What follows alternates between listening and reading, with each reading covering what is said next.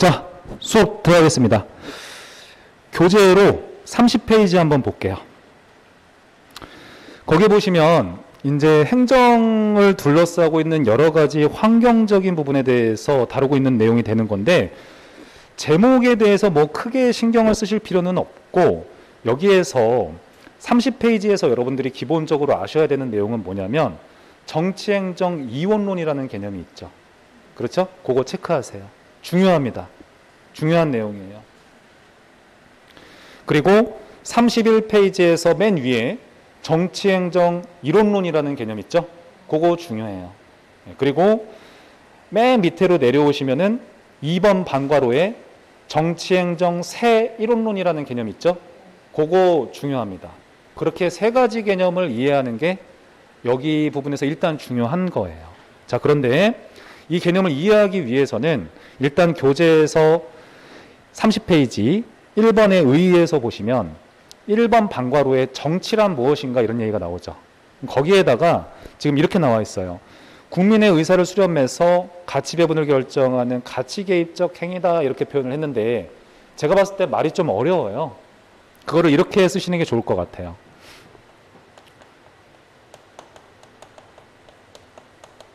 정책 결정이라고 써두세요. 정책 결정 기능을 수행한다.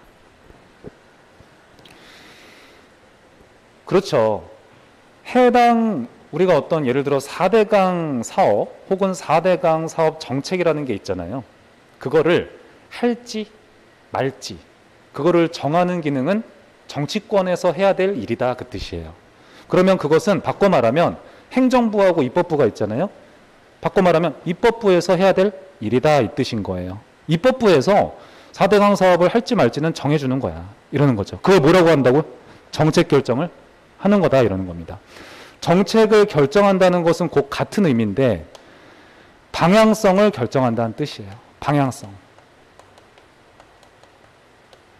정부가 나아가야 될 방향성을 정한다. 근데 우리가 이쪽 방향으로 가야 돼, 저쪽 방향으로 가야 돼, 이런 것들은 상당히 주관적인 영역이 되는 거예요.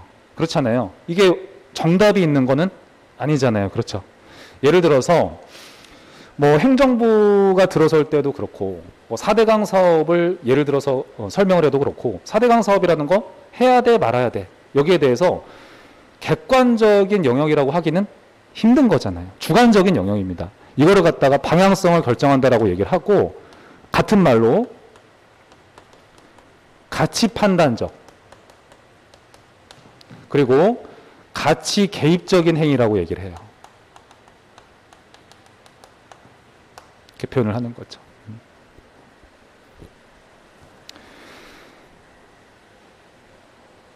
자, 그러면 밑에 행정이라는 게 있어요. 그럼 우리가 일반적으로 생각할 때 행정이라는 것은 의회에서, 국회에서 이러이러한 정책 할 거야 라고 정하면 행정부는 뭘 하기만 하면 돼요? 잘 집행만 하면 되는 거죠. 집행이라고 쓰시면 되는 거예요. 정책 집행이라고 쓰세요. 그러면 정책 집행이라는 것은 여러분 방향성을 결정하는 건 아니고, 방향성을 의회에서 정해줬으면은 이거를 능률적으로 잘 집행만 하면 된다는 거예요. 그러니까 가치 판단적인 게 아닌 거죠. 가치가 개입되지 않는다는 거예요. 그래서 가치 중립적이라고 표현을 하는 겁니다. 일반적으로 그렇다라는 거죠. 자, 이런 전제하에 정치행정 이원론이라는 개념이 있다는 거예요. 정치행정 이원론은 여러분 굉장히 심플해요. 정치는 결정하고 행정부는 뭐 하면 된다는 거예요? 집행하면 된다는 거예요. 그래야지 국가관리가 잘 된다라고 보는 관점이에요. 그게 바로 정치행정 이원론이라고 이해하시면 되겠습니다. 정치와 행정이 분리돼서 운영되어야 한다. 아시겠죠? 그게 바로 정치행정 이원론이에요. 자, 그런데 거기 1번 방과로에서 등장 배경에 역관주의 폐단 극복에다 밑줄 쭉 칩니다. 이거를 정치행정 이원론이라는 게 역관주의라는 것과 무슨 관련성이 있는지를 이해하는 게 필요해요. 이해하는 게 필요합니다. 거기에다가 뭐라고 적어두시냐면 역관주의라는 게 지금 배우지는 않았지만 역관주의라는 게 있는데 이런 개념을 비판하면서 등장한 게 뭐다? 정치행정 이원론이다. 이렇게 적어두세요. 정행 이원론이다.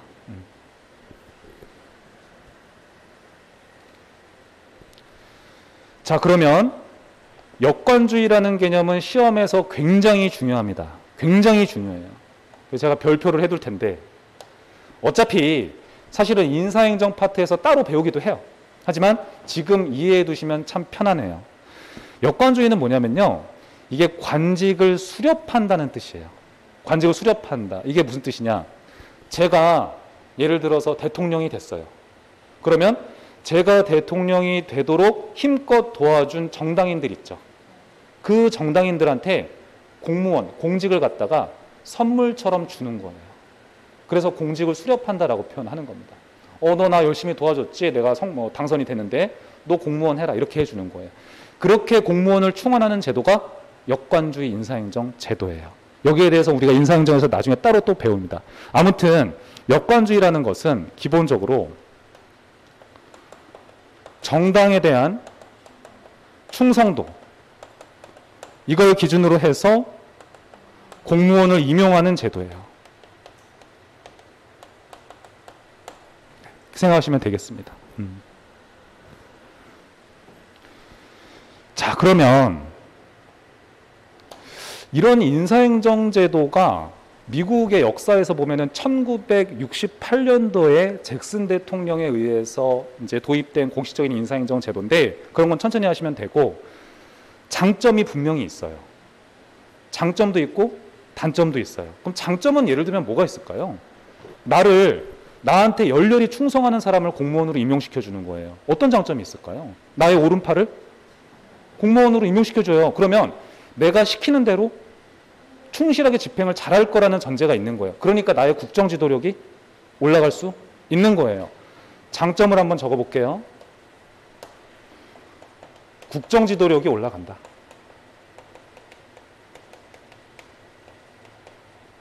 이렇게 국정 지도력이 올라가는 겁니다. 그 다음에 간단하게 한 가지만 더 적자면은 민주성이 제고된다 이렇게 표현을 해요. 민주성. 그러니까 민주성이라는 것은 기본적으로 국민의 의사를 수렴하기가 용이해진다 이런 뜻이거든요. 여기에 대해서 왜 그런지 설명을 하자면 역관주의 인사행정 제도가 있던 시기에는 공무원에 대해서 신분 보장을 해주지 않았습니다. 그때 당시에는. 그런데 그러면 제가 국민이에요. 근데 행정부가 제가 원하는 대로 행정을 집행해 주지를 않아요. 그러면은 국민들이 화나겠죠. 그러면은 다음 선거에서 집권 정당을 바꿔버리겠죠. 다른 대통령이 당선이 되겠죠. 그 대통령의 생명과 공무원의 생명을 일치시키는 거예요. 그러면 대통령이 집권 정당이 바뀌면 행정부 내에 있던 공무원들도 모조리 바뀌는 거예요. 그 자체가 국민의 견해를 수렴하기가 용이하다라고 보는 거죠. 왜냐? 국민의 요구를 들어주지 않으면 다른 집권 정당 선택하면 되니까. 그래서 민주성을 제고할 수 있는 제도다. 이렇게 얘기를 합니다. 나중에 제가 역관주의에 대해서 자세히 설명을 하겠지만은 특히 이 두 가지 장점에 대해서는 반드시 외우세요.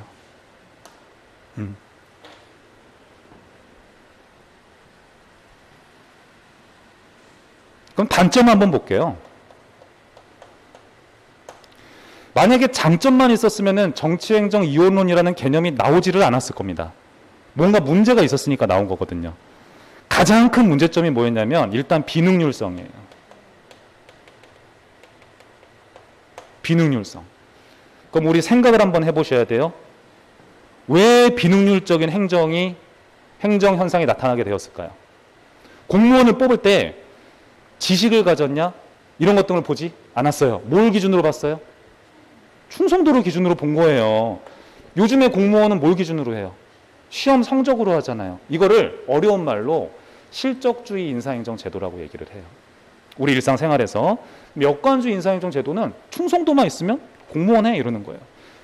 약간 지식이 없는 공무원도 공무원을 하는 거예요. 그러니까 비능률적인 행정이 있었던 겁니다.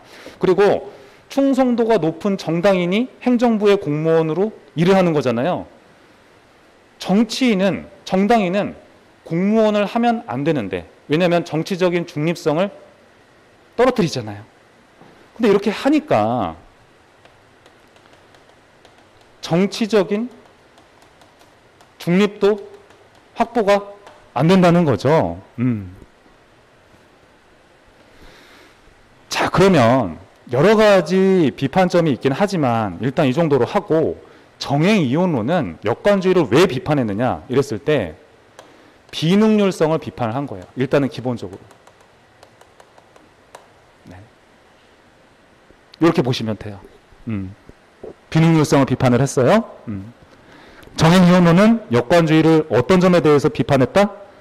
비능률적이라는 측면에 대해서 비판했다, 이 뜻이에요. 그럼 여러분 있잖아요. 공부하실 때 되게 심플하게 하시면 돼요. 정치행정 이혼론은 비능률적인 걸 싫어하면은 능률적인 거는 좋아하겠네요. 그렇게 이해하셔도 상관은 없어요. 그러니까 이렇게 얘기하는 거예요. 정치인은 정치하고 행정부 내에 있는 공무원은 충실하게 능률적으로 집행만 잘해라. 그게 국가 관리에 있어서 중요하다. 그 말을 하는 겁니다. 그래서 정행이혼론은 기본적으로 능률적인 관리 및 집행 자체가 행정부의 역할이라고 보는 거예요. 그게 바로 정치행정 이혼론입니다.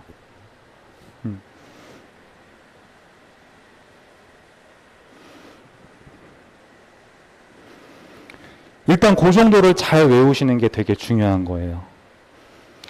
그럼 여러분 예를 들어서 있잖아요. 거기 등장 배경에서 실적주의 확립이라는 부분이 있죠. 거기에 대해서는 조금 천천히 하셔도 상관은 없어요. 실적주의는 이렇게 되는 거예요. 역관주의를 비판하면서 등장한 인사행정 제도가 되는 거예요. 정당 충성도를 기준으로 해서 공무원을 충원하다 보니 능률성이 떨어지죠. 그럼 이제 어떻게 공무원 뽑자는 얘기가 나오겠습니까? 시험 보고 공무원 뽑자 이러는 겁니다. 그래야지 능률적인 관리가 가능해진다 이 말인 거죠. 자, 그러면 정치행정 이혼론은 실적주의를 좋아하겠어요? 싫어하겠어요? 좋아하는 거죠. 왜? 시험 성적에 따라서 공무원을 충원을 해야지 그들이 일을 잘해서 능률적인 관리가 가능해지니까. 그렇게 이해하시는 겁니다. 그럼 이렇게 제가 적어볼까요? 정치행정 이혼론은 지지하는 거예요. 무엇을? 실적주의 인사행정 제도를. 이렇게. 그러면 실적주의에다가 간단하게 제가 이렇게만 적을게요. 얘는 시험의 성적을 기준으로 해서 공무원을 임용을 하는 거예요. 됐죠? 그래서 이제 요즘 이제 저와 같이 공부하는 어떤 공무원 수험생들도 생기는 것이고, 국무원 수험생들도 생겨나게 되는 거죠. 시험 성적으로 뽑아서 일을 잘할 수 있는 사람을 뽑자는 거예요. 됐습니다. 관련 학자가 있어요. 거기에서 여러분들이 다 외우실 필요는 없고 1번 양가로에서 윌슨은 무조건 체크를 하시고 별표 딱 해두세요. 그 윌슨에다가 뭐라고 적어두시냐면 행정학의 아버지라고 적어두세요. 행정학의 아버지.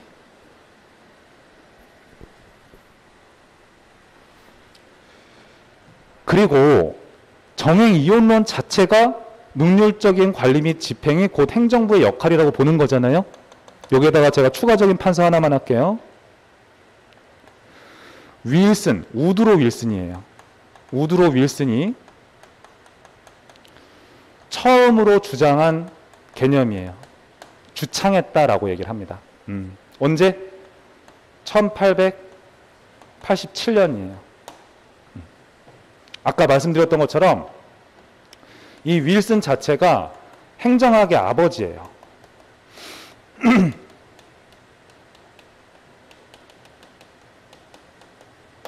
왜 아버지라고 부르느냐? 행정의 연구라는 글에서 정치행정 이혼론을 주장한 순간서부터 행정학이라는 학문이 발전하기 시작을 하는 거예요. 그렇기 때문에 우드로 윌슨을 행정학의 아버지라고 부르는 겁니다. 일단 거기 내용에서는 행정의 연구라는 부분이 있죠. 1887 그거 체크해 두세요. 그럼 뭐라고 얘기해요, 윌슨이? 행정은 정치 밖에 사무의 영역이다 이러잖아요. 그럼 그거 이해하시면 되는 거죠. 정치인은 정치인 역할 해라. 너희들은 정책 결정해라. 행정부 내에서 일하는 공무원들은 능률적으로 니들이 정한 거 집행만 잘할게. 그 얘기하는 거예요. 아시겠죠?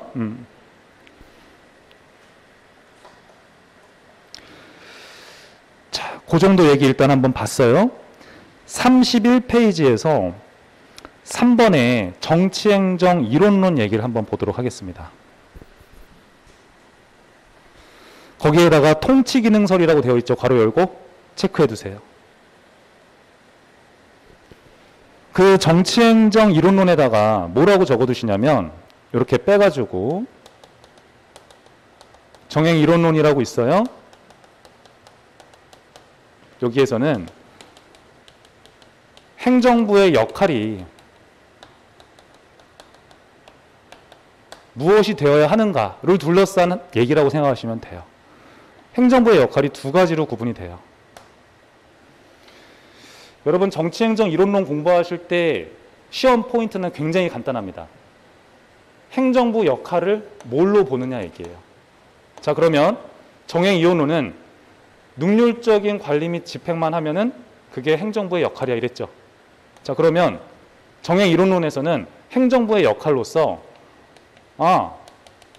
능률적인 관리 및 집행은 당연히 해야 돼.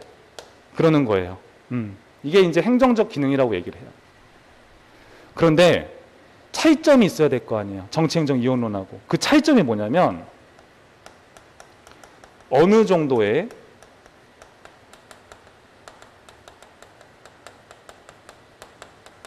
정책 결정은 행정부가 수행할 수 있어야 된다. 그 뜻이에요. 그러면 이게 이제 사실상 끝났거든요. 잘 보세요. 정치행정 이론론 같은 경우에는 행정부가 정책 결정 기능을 수행해야 된다고 봐요? 아니면 하지 말아야 된다고 봐요? 하지 말아야 된다는 거예요. 그럼 얘는 할 수 있다. 그런데 모든 정책 결정 기능을 행정부가 수행하면은 의회가 있을 필요가 없죠. 그러니까 뭐라고 얘기를 해요? 어느 정도는 할 수 있다. 이렇게 보시는 거예요. 그럼 예를 들면은 그게 시행령 같은 거 이런 것들을 제정할 수가 있는 거잖아요. 행정부 입장에서는. 이 정행 이론론 자체가 등장한 배경 자체가 국가 위기 시에 등장한 개념이에요. 1930년대. 그러면 1930년대라고 하면은 정부의 활동이 되게 증대되는 시기가 되는 거거든요, 여러분. 그럼 정부의 활동이 많아졌어요. 그러면 정부가 어떤 일을 할 때마다 의회의 승인을 일일이 받아야 된다고 하면은 되게 불편한 거죠. 그러니까 구체적인 부분은 집행하는 과정에서 정할 수 있도록 어느 정도는 정책 결정을 할 수 있도록 승인해달라. 그래야지 원활한 국가 관리가 가능하다. 이렇게 보는 게 정행 이론론이에요. 됐죠? 여러분 그 뉴스 같은 데 보시면 주식 백지 신탁이라는 개념 이렇게 들어본 적 있으세요? 주식 백지 신탁. 이게 이제 우리나라 공직자 윤리법에 나오거든요. 그러니까 지금 뉴스에서 이제 행정과 관련해서 많이 나오는 이슈 중에 하나가 공무원의 윤리에 대한 내용이에요. 그러니까 주식 백지 신탁이라는 것은 쉽게 얘기하면 제가 공무원이에요. 자, 그런데 제가 주식을 보유하고 있어요. 근데 제가 보유하고 있는 주식의 성격이 제가 공무원으로서 수행하는 일과 관련성이 되게 깊어요. 그러면은 저도 사람이잖아요. 그럼 어떻게 할 수 있어요? 주식을 가지고 이거를 가치를 올린 데 투자할 수도 있는 거잖아요. 그런 것들을 금지하고 있거든요. 자, 그런데 요점은 기본적으로 공직자윤리법을 통해서 주식 백지 신탁의 전체적인 테두리는 명시하고 있지만 시행령을 통해서 어떻게 하는 거예요? 3천만 원 이상의 주식을 보유했을 시 그리고 직무 관련성이 있을 시에는 너는 주식을 팔아버리거나 아니면은 전혀 관련이 없는 제3자한테 맡겨둬야 된다, 그 뜻이에요. 그러니까 어느 정도의 정책 결정을 행정부가 수행할 수 있도록 만들어 둔다는 거죠. 국가관리가 요즘 들어서 계속 복잡해지잖아요. 그 얘기예요. 자, 이렇게 이해를 하셨으면 되고, 성립 배경에서 경제대공황에다 체크하시고, 경제대공황에다가 뭐라고 적어두시냐면 국가위기라고 적어두세요. 국가위기가 증대됨에 따라서 일일이 의회의 승인을 받고 하는 건 불편한 거예요. 행정부의 재량을 통해서 정책 결정을 할 수 있도록 만들어 주어야 된다, 그 뜻입니다. 자, 그런데 3번 방가로에서 관련된 학자가 있어요. 디목과 애플비가 있죠, 여러분? 묶어두시고요. 반드시 암기하세요. 반드시 암기하세요. 제가 체크 한번 할게요. 정치행정 이원론을 주장한 학자는 누구다? 우드로 윌슨이에요. 우드로 윌슨. 여러분, 그 이승만 대통령 아시죠? 이승만 대통령의 지도 교수님이세요. 우드로 윌슨이. 대학원에서 지도 교수님이세요. 미국의 대통령이시기도 하고요. 어떻게 그 두 분이 다 대통령이 되셨네요. 그렇죠, 여러분? 신기하게도. 그래서 디목과 애플비는 정치행정 이론론이랑 친한 학자다. 정치행정 이론론은 우드로 윌슨과 친한 학자다. 이렇게 암기하세요. 아시겠죠? 행정학에는 정말 많은 미국 학자들이 나와요. 근데 필요한 분만 잘 외우시면 돼요. 근데 제가 지금 말씀드린 분은 꼭 외우세요. 아시겠죠? 디목과 애플비 이론론이에요. 그리고 우드로 윌슨 정치행정 이론론이에요. 행정학의 아버지예요. 오케이. 그 다음에 4번에서 2번 방가로의 정치행정 새 이론론부터 먼저 보도록 하겠습니다. 일단은 중요한 것부터. 정치행정 새 이론론은 여러분, 저 한번 볼게요. 정치행정 이론론하고 어떤 차이만 있는지만 알고 계시면 돼요. 심플하게. 그럼 거기에다가 뭐라고 써두시냐면 이렇게 써두세요. 거의 모든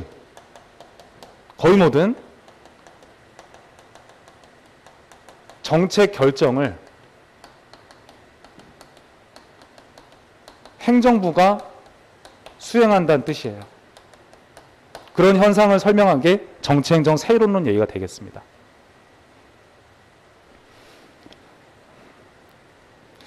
자, 그러면은 정치행정 새 이론론하고 정치행정 이론론하고 차이가 뭐예요, 여러분? 정치행정 이론론은 어느 정도의 정책 결정을 행정부가 수행할 수 있다. 그게 자연스러운 거다. 이러는 거죠. 근데 새 이론론은 뭐예요? 이거 이상해요. 거의 모든 정책 결정을 행정부가 수행한다는 거예요. 그러면 이거 좀 이상하지 않아요? 사실 민주주의 정치 체제에서? 왜냐하면 국민의 대표 300명이죠. 우리나라로 따지자고 한다면 국회의원이 정책 결정을 해야 되는데 그게 아니라 거의 모든 정책 결정을 행정부가 수행하는 현상을 설명한 게 정치행정 새 이론론이라는 뜻이에요. 이게 정상적인 양태는 아니잖아요. 그렇죠? 그래서 제가 학부 시절에 이 개념을 교수님께 수업을 들을 때 뭐라고 교수님께서 예를 드셨냐면은 박정희 정권 생각을 하면 참 좋다. 이렇게 말씀을 하셨어요. 그래서 박정희 정권이라고 써둘게요. 예를 들어서 그렇다는 거예요. 박정희 정권이다. 이렇게 써둘게요.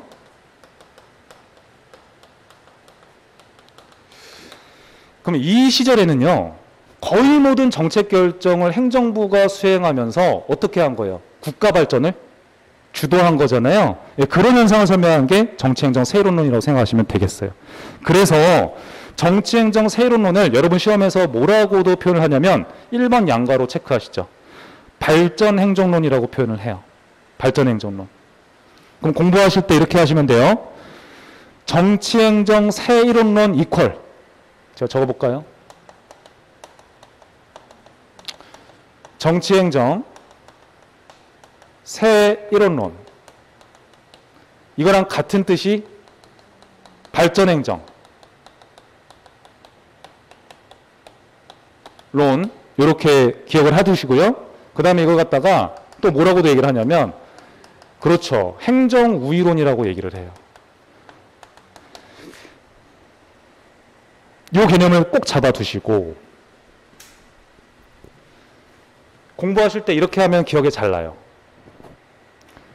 발전행정론은요, 행정부가 주도해서 국가 발전을 이룩하는 거잖아요. 그러니까 행정부가 주도해서 국가 발전을 만들어낸다. 이렇게 표시만 여러분들이 간단하게 해두셔도 도움이 많이 될 거예요. 그러면 의회가 행정부 우위에 있는 게 아닌 거죠. 행정부가 정치권 위에 있는 거잖아요. 그러니까 뭐라고 한다? 행정우위론이라고 얘기를 하는 거예요. 만약에 시험에서 정치우위론 이러면 틀려요. 행정우위론이에요. 이렇게.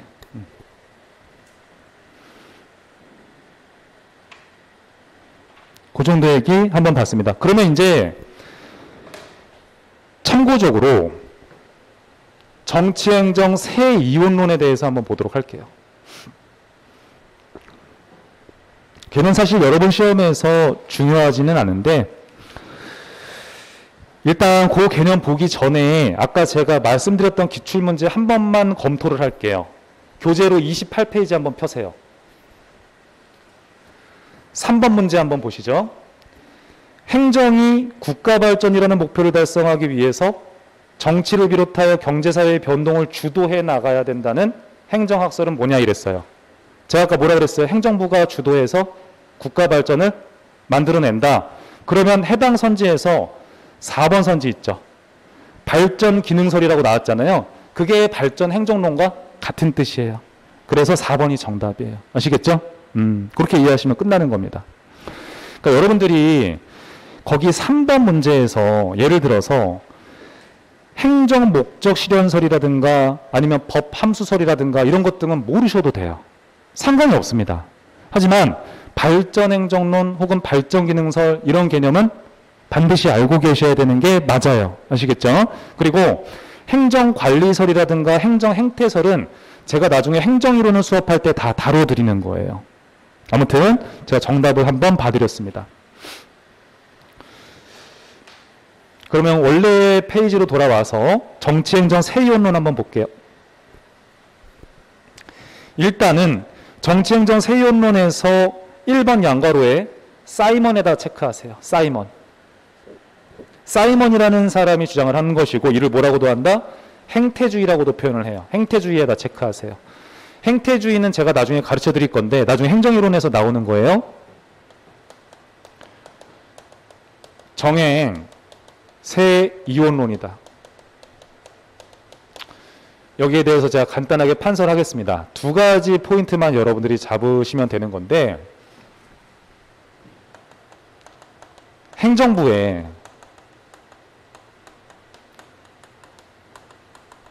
정책 결정 기능을 인정은 해요. 인정은 한다. 그런 것들 할 수도 있다. 인정은 한다는 거예요. 인정이라는 게 포인트입니다. 그런 거 할 수도 있지. 인정은 한다. 자, 그런데 이 정치행정 세이원론에서 사이먼은 뭐라고 얘기를 하냐면 행정학에 연구 분야라는 게 있다. 이런 얘기를 해요. 행정학이라는 것은 어떤 분야를 연구해야 되는가? 이게 이제 연구 분야에 대한 얘기예요. 자, 그런데 행정학의 연구 분야라는 것은 크게 봤을 때 가치에 대한 영역과 사실의 영역이 있어요.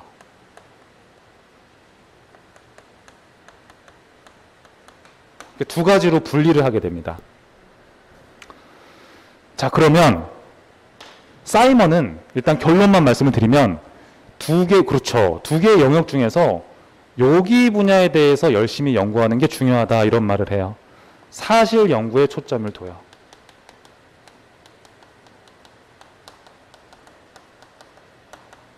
네.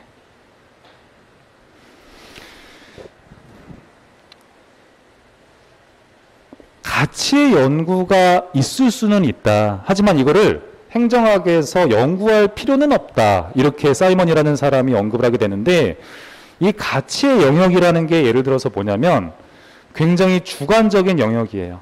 주관적 영역.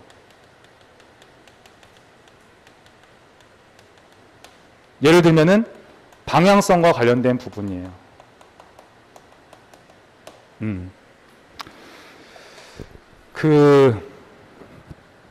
가치의 영역이라는 것은 주관적이다. 그러니까 연구할 필요는 없다. 이렇게 주장하는 사람이 사이먼인데, 이게 왜냐면 너무 주관적인 답이 나올 수 있는 영역이기 때문이라는 거예요. 제가 가치의 영역과 관련된 행정학 연구 분야의 예시를 한번 들어볼게요. 정의라는 게 뭐라고 생각하세요? 제가 이렇게 물어보는 거예요. 정의. 왜 우리가 흔히 말하는 정의로운 사회 이렇잖아요. 정의로운 사회가 무엇입니까? 라고 사람들한테 설문조사했다고 생각을 해보세요. 그러면 사람마다 답이 같겠어요? 아니면 다르겠어요?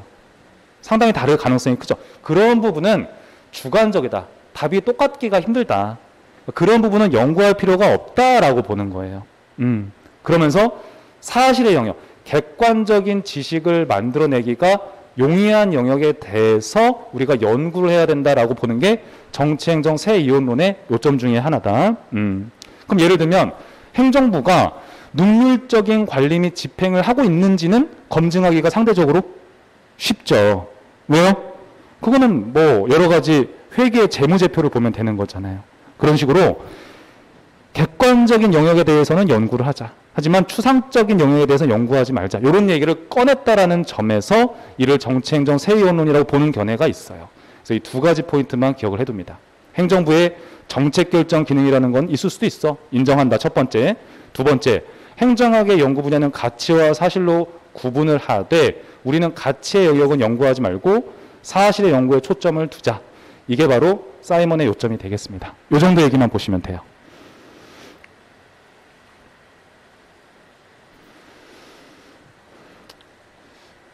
그럼 제가 처음에 이런 얘기로 시작했던 거 기억하세요? 정치는 정책 결정이다. 방향성과 관련이 돼 있죠. 그거는 가치의 영역일까요? 사실의 영역일까요? 가치의 영역이에요. 방향성이니까. 하지만 능률적인 관리 및 집행이라는 것은 상대적으로 이쪽의 영역이 되는 거죠. 구분하고 이쪽에다 초점을 두자라는 거, 연구 대상이라는 부분을 가지고 새롭게 제시를 했다는 뜻이에요. 오케이.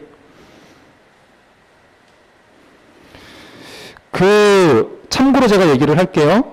31페이지에서 정치행정 새 이론론이라고 되어 있고 신행정론이라고 되어 있는 거 보이시죠? 그렇게 여러분들이 공부를 하시면 안 되는 거예요. 공부하실 땐 이렇게 하세요. 제 말대로 정치행정 새 이론론은 뭐랑 같은 말? 발전행정론. 이거 이퀄 뭐랑 같은 말? 행정우이론. 이렇게 공부를 하셔야 올바르게 요즘 시험 문제를 풀 수가 있는 거예요. 됐습니다.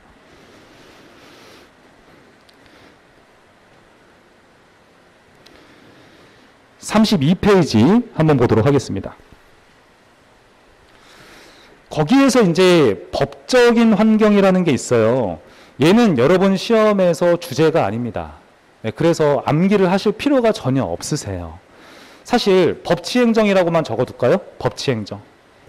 아까 우리가 행정과 경영이라는 주제를 배웠을 때 행정이라는 것은 경영에 비해서 법적인 규제가 엄격하다 이런 얘기 배웠었죠. 그럼 법치행정 속에 있다. 행정이라는 것은. 그게 주제예요.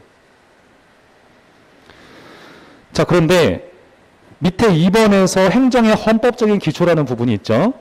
여기에서 쭉 내려오시다 보면은 법률의 우위와 법률의 유보라는 개념이 나오죠. 그거 하나 간단하게 체크를 해둘게요. 사실 이 법률의 우위와 법률의 유보라는 것은 여러분들이 나중에 행정법에서 다룰 수 있는 부분이세요. 그런데 행정학에서는 사실상 중요한 개념은 아니에요. 이걸 모르셔도 여러분들이 시험에 붙는 데는 지장은 없어요. 근데 제가 간략하게 설명만 할게요. 여러분 유보한다는 게 무슨 뜻이에요? 미루어 두다. 미루어 둠이라는 뜻입니다. 자, 그러면 아까 제가 공직자윤리법 예시 들었던 거 기억하세요? 공직자윤리법에서 주식 백지 신탁 의무를 조항으로 명시하고 있죠. 그 상태에서 구체적인 사항은 대통령령이나 시행령으로 미루어 두는 것, 그게 유보예요. 됐죠, 여러분? 그러면 우위라는 것은 무조건 그 법대로 따라야 된다라는 그 부분을 강조하는 게 우위라고 생각을 하시면 되는 거예요. 오케이. 그러면 3번 동그라미에서 법률 유보라고 되어 있고 적극적 의미의 합법성이라고 되어 있는 부분이 있죠. 적극적 의미의 합법성이다. 거기에다가만 체크를 할게요. 그럼 왜 그건 적극적인 의미라고 할까요? 행정부가 뭘 할 수 있는 거예요? 나름 구체적인 부분을 정할 수 있도록 미루어 두는 거잖아요. 그래서 적극적 의미의 합법성이다 이런 표현을 써요.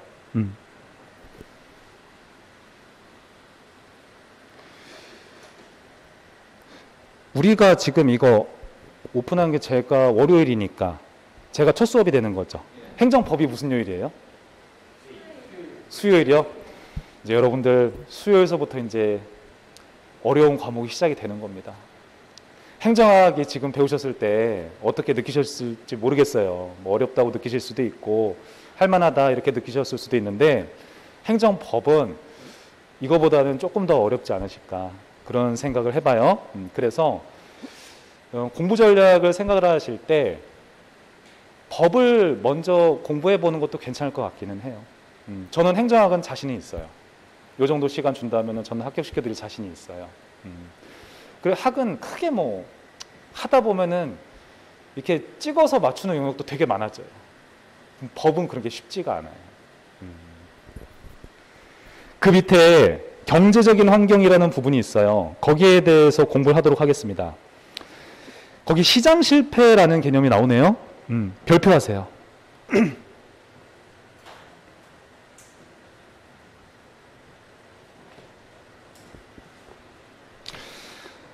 자, 보시면은요. 우리가 시장 실패라는 단어 자체를 지금 처음 듣는 건 아니세요. 아까 어디서 나왔었죠? 그렇죠. 그 국가 간의 발전에서 한번 들었었던 거예요. 그 시장 실패라는 게 아까 제가 설명을 할 때 근대 입헌 국가에서 행정국가로 넘어가는 과도기에 발생했던 현상이었죠. 그게 연도로 보면 이제 1930년대다 이런 표현을 쓰거든요. 경제 대공황을 의미합니다. 그럼 여러분들이 시장 실패를 공부하실 때 개념은 중요하지 않아요. 마켓이, 시장이 효율적인 자원 배분을 못하는 상태.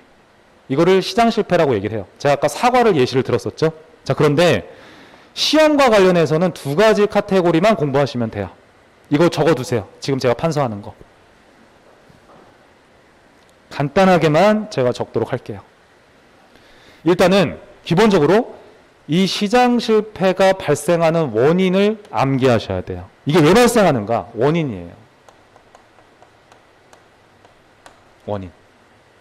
그 다음에 시장 실패가 발생을 했으면은 이거를 고칠 수 있는 정부의 대응 방식이라는 것도 있는 거예요. 그래서 여기에 대한 정부 대응 방식. 이 두 가지를 여러분들이 공부하면 사실상 끝난다. 근데 제가 이 원인이 시험에 잘 나와요. 이 원인이 시험에 굉장히 잘 나옵니다. 제가 처음에 1교시 때 여러분들한테 뭐라고 말씀드렸냐면은 모든 기출된 주제가 중요한 건 아니다. 기출 빈도가 높은 기출 주제가 있다. 기출 빈도가 높아요. 두 문자로 말씀드리겠습니다. 좋습니다. 시험 공부는 외롭고 독하게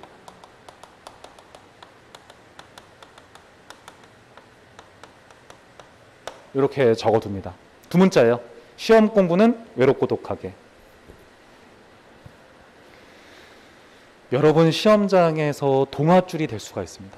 시험 공부는 외롭고 독하게 반드시 외우시는데 두 문자에 대한 설명을 좀 할게요. 이 시자는 그렇죠. 시장 실패라는 뜻이에요. 시장 실패. 그럼 여기 공자는 뭐죠? 좋습니다. 공공재 공급이에요. 공공재. 이렇게 일단 적어두세요. 공공재다. 부자는? 예, 좋습니다. 불완전한 정보.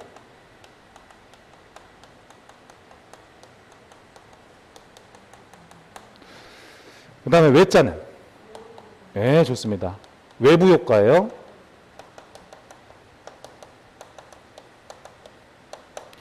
이 외부 효과라는 것은 우리 시험에서 두 가지로 구분을 해요.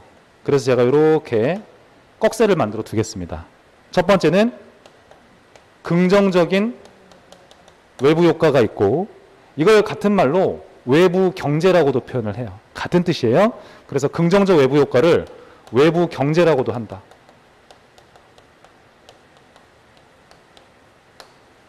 그리고 부정적인 외부 효과라는 것도 있어요. 부정적 외부 효과는 외부 불경제예요.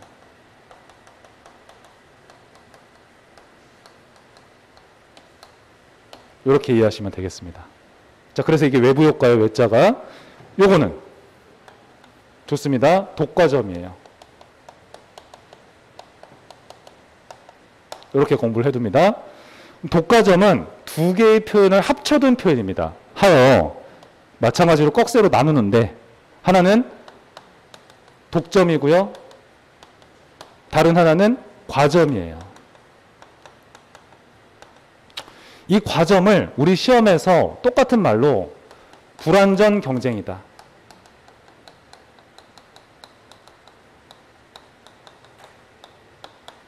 이렇게 표현을 하고 있거든요. 일반적으로 여러분 시험에서는 물을 때 어떤 식으로 많이 내냐면 제가 이제 나오는 추세를 보면요.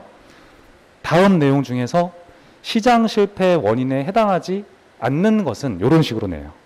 그러면 어떻게 해야 돼요? 먼저 시험 공부는 외롭고 독하게를 딱 떠올리시는 거죠.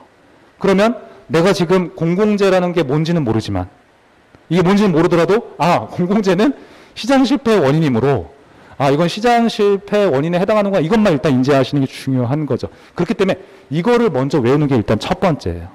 시험 공부 외롭고 독하게라고 하고 동그라미의 의미를 다 일단 암기를 하는 게 첫 번째가 되겠습니다. 그 다음에 의미를 이해하는 거죠.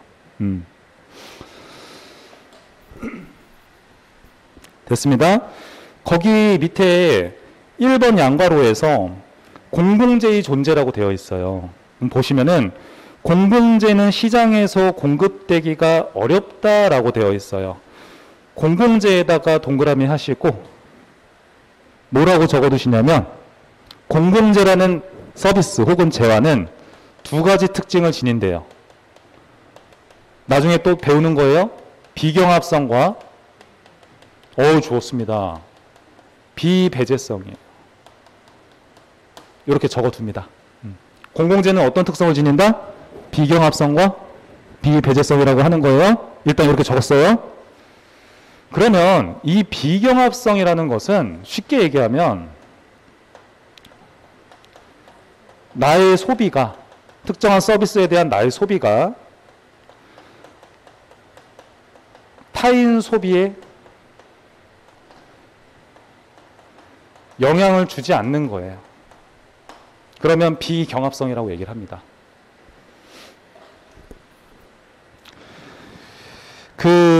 예시를 제가 한번 들어드리면은 지금 우리 강의실에 전기가 이렇게 들어오고 있어요. 우리 강의실에서 전기를 쓴다고 해서 다른 건물에 있는 누군가가 전기를 못 씁니까? 그거 아니죠? 그게 뭐예요? 비경합성이에요. 되게 쉽잖아요. 그렇죠? 그러면 비배제성은 더 쉬워요. 이거 무슨 뜻이냐면 공짜라는 뜻이에요.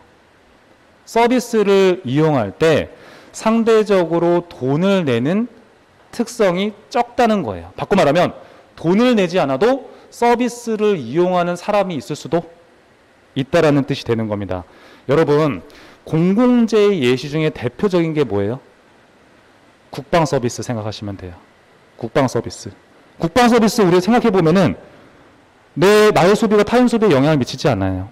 우리는 지금도 국방 서비스를 공급받고 있는 거죠. 군인들이 근무를 하고 있으니까. 그리고 이건 왜 비배제성 공짜냐? 세금을 내지 않은 분들도 국방 서비스를 현재 이용하고 계신 분들이 있을 수 있는 거잖아요. 그러니까 공공재에다가 국방 서비스라고 적어둡니다.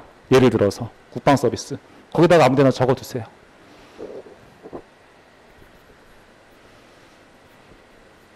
국방도 되고 치안도 되고 그러는 거예요. 마찬가지죠. 자, 그러면 요점은 이거거든요. 공공재는 민간에서 공급할 수가 없다. 이거 논리거든요. 왜 그래요? 간단합니다, 여러분. 돈을 내지 않아도 서비스를 이용할 수 있는 사람이 있을 수 있기 때문에 민간 기업 입장에서는 그렇게 공급을 할 수가 없는 거예요. 그래서 공공재라는 것 자체가 시장 실패의 원인일 수 있다 이러는 거죠. 그리고 거기 공공재에다가 이렇게 한번 적어둘게요. 아까 제가 두 단어 적어드렸는데 공짜라고 얘기를 했어요. 이런 성격으로 인해서 무임승차 문제가 발생을 하게 돼요. 무임승차자 문제. 여러분, 무임승차자 문제가 뭐죠? 돈을 내지 않고 서비스를 이용하는 사람들을 무임승차자라고 얘기를 하는 거죠. 이런 문제로 인해서 시장에서 절대 공급하지 않는다 이러는 거예요.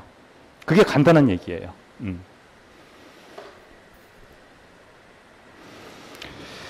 자, 그러면 2번 양가로에 외부 효과라는 게 있습니다. 이 외부 효과라는 것 자체는 나의 어떤 행동, 특정인의 어떤 행동으로 인해서 의도치 않게 다른 사람한테 이익을 주거나 피해를 주는 현상을 외부 효과라고 얘기를 하는 거예요. 저 한번 잘 보세요, 여러분. 긍정적인 외부 효과가 있고 부정적인 외부 효과가 있는데 여기에 대해서 두 가지를 구분해서 적어두시고요. 여러분들 교재에서 긍정적인 외부 효과라는 것은 쉽게 표현하면 남 좋은 일이에요. 남 좋은 일. 그러면 부정적 외부 효과는 뭘까요? 나만 좋은 일이에요, 여러분. 네. 제가 어떤 기업을 운영하고 있는데 우리 폐수 정화 시설을 설치하면 돈이 많이 들어가잖아요. 그러니까 제가 어떻게 하는 거예요? 남몰래? 폐수를 막 버리는 거예요. 그럼 누구만 좋아요? 저만 좋죠? 그러면은 그렇게 함으로 인해서 의도치 않게 다른 사람들은, 많은 사람들이 다 피해를 입는 거죠. 부정적 외부 효과라고 얘기를 하는 거예요. 이런 것들 같은 경우에는 시장 실패 원인으로 작동을 할 수가 있다는 거죠. 당연한 얘기가 되는 거죠. 그러면 긍정적인 외부 효과 같은 경우에는 남 좋은 일이라고 얘기를 하는 거예요. 남 좋은 일. 여러 가지 예시가 있을 수가 있어요. 뭐 간단하게 한번 생각을 해보면 제가 아는 지인 중에서 물리학을 전공한 친구가 있어요. 물리학. 네, 물리학을 전공한 친구인데 저와는 다르게 공부를 굉장히 잘했습니다. 공부를 굉장히 잘했어요. 그래서 어떤 연구를 기가 막히게 잘해서 미국의 그 하버드 대학교에서 초빙을 한 거예요. 우리 대학교 친구들 좀 가르쳐 달라고. 근데 그 친구가 연구한 분야가 뭐냐면 빛 있죠, 빛. 빛으로 암을 치료할 수 있는 연구였어요. 그래서 그 친구는 물리학과인데 미국에 가서 의대생들을 가르쳐 주는 거예요. 자, 그런데 그 친구가 만약에 연구를 계속 디벨롭 시켜가지고 발전시켜가지고 진짜 그런 기술을 만들어냈어요. 그러면 그 친구한테 얼만큼의 돈을 줘야 되는 거예요? 책정하기가 사실 쉽지가 않죠, 여러분. 제 생각에는 그 친구가 들인 그 노력에 비해서 적은 돈을 받을 가능성도 되게 크거든요. 그러니까 일례로 그 친구가 그런 연구를 했음에도 불구하고 그 친구를 이제 포스트 닥터라고 표현을 하거든요. 그러니까 박사 학위를 받고 정식 교수는 아니지만 대학원생을 가르칠 수 있는 자격을 인정받은 거예요.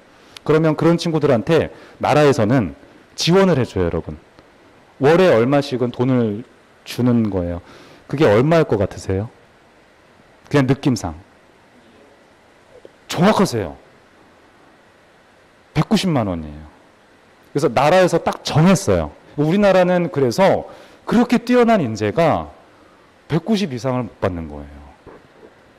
그럼 여러분, 그 친구를 만약에 합리적인 개인이라고 본다면 이렇게도 볼 수 있는 거 아니에요? 그 친구가? 남 좋은 일 한다. 그러니까 내가 나의 어떤 연구가 인류에다가 어떻게 보면 이익을 주는 거죠. 하지만 나는 그에 상응하는 어떤 뭔가를 충분히 받기는 좀 쉽지 않은 거겠죠. 그러면 잘 보세요. 남 좋은 일은 국가 관리하는 사람 입장에서 봤을 때는 그래도 많으면 많을수록 좋은 거죠, 여러분.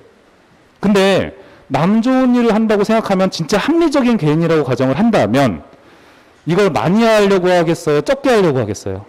적게 하려고 하겠죠. 그래서 합리적인 개인이라면 뭐 어떻게 하는 거예요? 과소 공급되는 상황이 사회적으로 필요한 상황보다 적게 공급되는 상황이 발생할 수가 있는 거죠. 그러면 정부가 어떻게 해줘야 돼요, 여러분?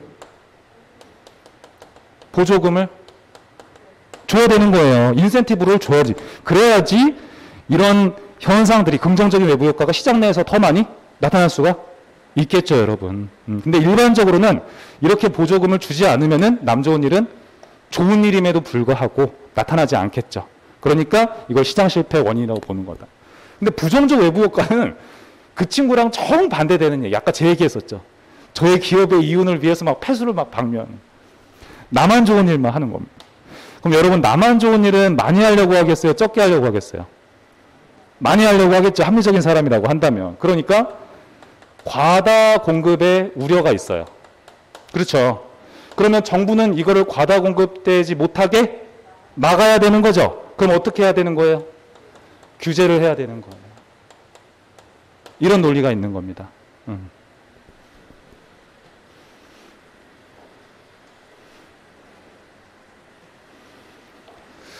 제가 그 친구랑 그래도 알고 지낸 지 꽤 되니까,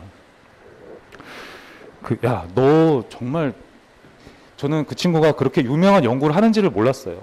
지인으로 알고 지내는 동안에도, 사실은. 왜냐하면 헬스장에서 알고 지냈었거든요. 야, 너 뛰어난 인재구나. 근데 너 영어는 할 줄 알아? 내가 그랬어요. 영어 할 줄 모른대요. 영어를 할 줄 모르더라도 물리학의 언어라는 게 있잖아요. 그리고 미국에서는 그만큼 그 친구의 연구를 탐내는 거죠. 가르쳐 달라. 그래서 야, 너 정말 대단하다. 어떻게 보면은 본인도 돈 벌고 싶고 충분히 그럴 수 있잖아요. 그런데 자기만의 그런 길을 가는 거죠. 그런 사람들도 있어야 국가 발전이 되는 거죠. 그렇죠, 여러분? 그래서 제가 참 대단하다고 많이 얘기를 해줬었죠. 그 33페이지에서 맨 위에 3번 양괄호에 불안정 경쟁의 존재라고 되어 있어요. 독점 등 불안전 경쟁의 존재다 이랬어요. 여러분, 이건 되게 간단하죠? 어떤 하나의 사업 분야에서 하나의 기업이 특정한 사업을 지배하는 거예요. 그러면 독점이라고 얘기를 해요. 과점은 뭐예요? 소수의 기업이 특정한 사업을 지배하는 현상이에요. 그러면 얘는 하나의 기업이 시장을 지배하는 거예요. 얘 같은 경우에는 소수의 기업이 시장을 지배하는 거예요. 이런 현상이 나타날 수도 있죠. 자, 그러면요, 이거 제가 묶어버릴게요. 상식적으로 봤을 때 독점이나 과점 현상이 시장에서 나타나게 되면은 어떤 현상이 발생할까요? 어떤 물건에 대한 가격을 막 왜곡하겠죠? 그 자체가 하나의 시장 실패가 될 수 있는 거예요. 그럼 이런 것들은 시장 실패 원인이 될 수 있다. 가격 왜곡이에요.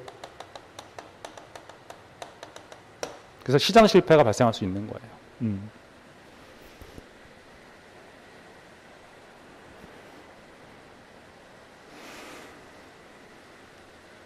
그 다음 밑에 4번 양가로 한번 볼까요? 여기 보시면 정보의 비대칭성이라고 있어요. 이거는 이렇게 이해하시면 돼요, 여러분. 정보의 비대칭성은 뭐랑 같은 말이다? 불완전 정보랑 같은 말이에요. 그래서 거기다가 불완전 정보라고 써두세요. 같은 말이에요. 그럼 불완전 정보라는 것도 되게 심플하게 생각을 하자면 시장 내에는요, 돈을 주고 물건을 사는 소비자가 있고 물건을 파는 판매자가 있잖아요. 이들 간에 물건에 대한 정보 보유량의 차이가 있는 현상이에요. 그러면 판매자가 예를 들어서 많은 정보를 갖고 있는 게, 물건에 대한 많은 정보를 갖고 있는 게 일반적이죠. 그렇게 되면은 어떤 현상이 발생할 수가 있어요? 마찬가지로 당연히 비싸게 팔 수가 있죠. 적정가보다. 가격 왜곡이에요, 여러분. 그러니까 시장 실패가 발생할 수 있는 거예요. 중고차 시장 같은데 생각해보면 좀 편안하지 않을까요? 중고차 시장 같은 경우에 그래도 요즘에 정부가 규제를 많이 해서 그나마 다행인 거지. 정부가 만약에 간섭하지 않으면은 우리 소비자 입장에서는 이 차가 어디서 모아둔 건지 알 수가 없어요. 그러면 당연히 뭐가 나타나요? 가격 왜곡이 발생하겠죠. 그러면 그 자체가 효율적인 자원 배분이 안 되는 거니까 가격 왜곡이 된다는 거예요. 시장 실패의 원인이 될 수 있다는 거예요. 맞습니다.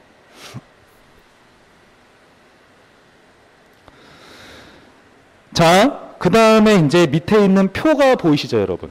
밑에 있는 표, 거기에 대해서 제가 잡아드릴게요. 공공재의 존재에 대해서는 정부가 어떻게 대응을 해야 되는가? 거기에 대해서 동그라미로 표시를 한 겁니다. 그러면 공공재의 존재에 대해서는 일반적으로 정부가 직접 공급하는 게 일반적이다, 그 얘기를 하는 거죠.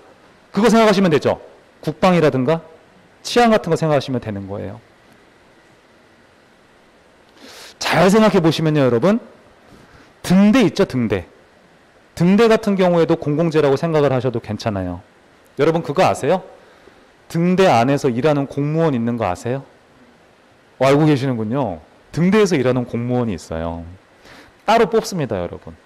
등대에서 일하는 공무원 같은 경우에는 자격증이 있어야 돼요. 그래서 그 특수 분야에 대한 나름의 경력도 있어야 되고요. 그걸 기준으로 해서 공무원도 뽑거든요. 정부와 관련성이 되게 깊어요. 등대도 공공재다. 외부 효과 발생이라고 다음 칸에 나와 있는 거 보이시죠? 거기에서 보시면은 공적인 유도라는 칸, 즉 보조금이라고 되어 있고 동그라미 표시되어 있죠. 그러면 그 동그라미에다가 뭐라고 적어두시냐면 외부 경제라고 쓰세요. 외부 경제에 대한, 즉 긍정적인 외부 효과에 대한 정보 대응 방식이다, 이렇게 공부하시면 돼요.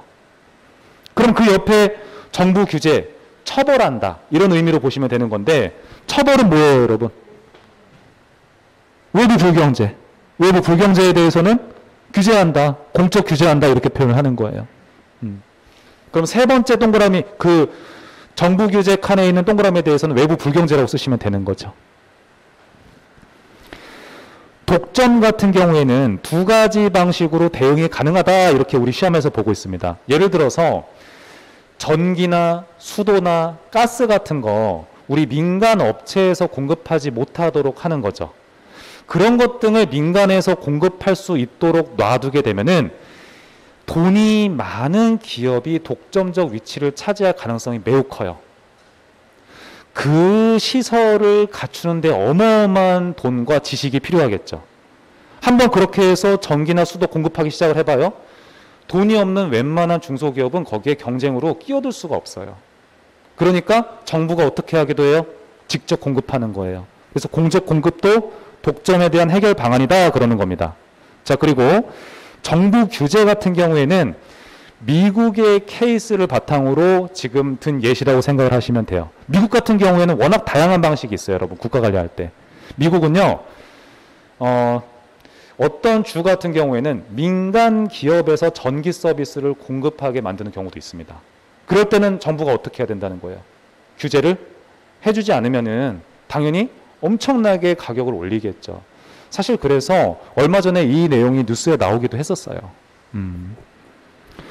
불안정 경쟁 같은 경우는 암기를 하셔야 돼요. 이거는 이런 구조죠. 소수의 기업이 시장을 지배하고 있는 형태예요. 이럴 때는 우리 시험에서는 정부 규제를 통해서 대응을 한다, 이렇게 보는 거니까 암기가 필요한 영역입니다. 정보의 비대칭성 같은 경우에는 판매자가 똑바른 정보를 제공을 하면은 세금 감면을 해주거나 인센티브를 줄 수 있다, 이런 차원에서 보조금도 되는 것이고, 그 옆에 똑바로 정보를 제공하지 않으면 처벌할 수도 있다, 이래서 규제도 해당이 되는 것이다. 지금 제가 말씀드린 이 동그라미가 쳐져 있는 영역들 있죠. 이것들은 진짜 천천히 암기하셔도 상관이 없어요. 하지만 여러분 시험에서 중요한 건 제가 아까 처음에 뭐라고 했어요? 이거예요, 여러분. 이거 잊으면 안 돼. 이게 중요한 겁니다, 여러분. 시험 공부는 외롭고 독하게 꼭 외우세요.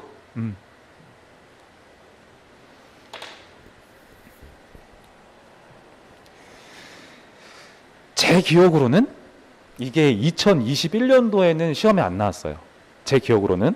근데 20년도엔가는 시험에 나왔을 겁니다. 제 기억으로는. 그런데 이거를 왜 그렇게 행정사 시험에서 좋아하는지는 잘 모르겠지만 꽤나 많이 냈어요. 그래서 제가 두 문자를 설계를 해뒀으니까 이런 것들은 시장 실패의 원인이다. 두 문자로 암기를 하는 게 기본이에요.